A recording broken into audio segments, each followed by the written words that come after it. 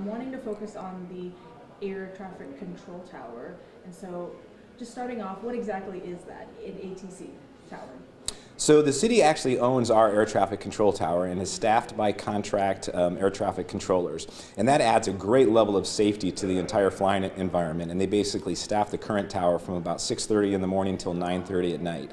And that provides oversight, control, and guidance for aircraft entering or departing anywhere near our airspace. Got it. And how many do we have currently?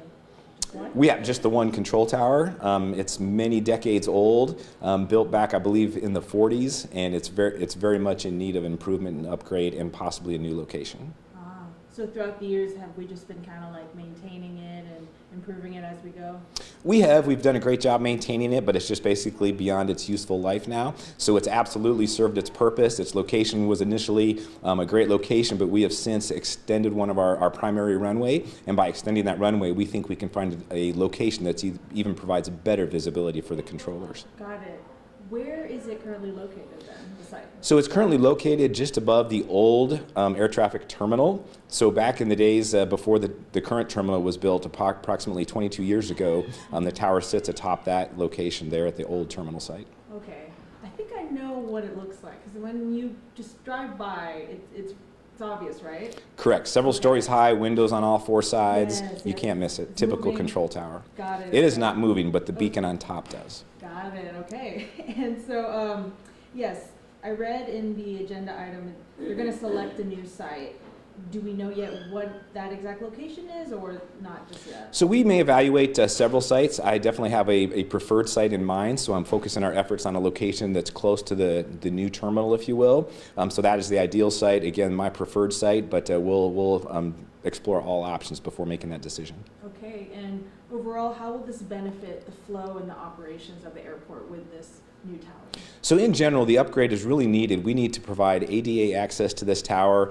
Just the infrastructure associated with the old tower is getting very expensive to maintain. So just replacing the building, period, is a great need. The new location now will give better visibility to the entire airfield layout and also put it closer to the terminal and my staff, the team that actually works out in the airfield as well. So having that proximity to the new terminal closer to our team and providing greater visibility will just really enhance safety at the Tyler Airport. And then C7, is that related to this topic we're discussing now? C7 was the siting study. Correct. That initiates the work by our engineering firm to start that site selection process. Okay, and so your preferred location is near the new terminal, but do you know what is discussed so far on the other options and sites? You know, there's an option kind of out in the middle of a field, which looks kind of ideal. It is a good location, but it just is so far from existing infrastructures. We believe that the cost to build out there would be 2 to 3 times the cost of building in the preferred location. So there is an area that previously showed on master plans where it could be located, so we will put some consideration there. And they always like us to look even at reconstructing at the current location, so we'll take that into consideration as well.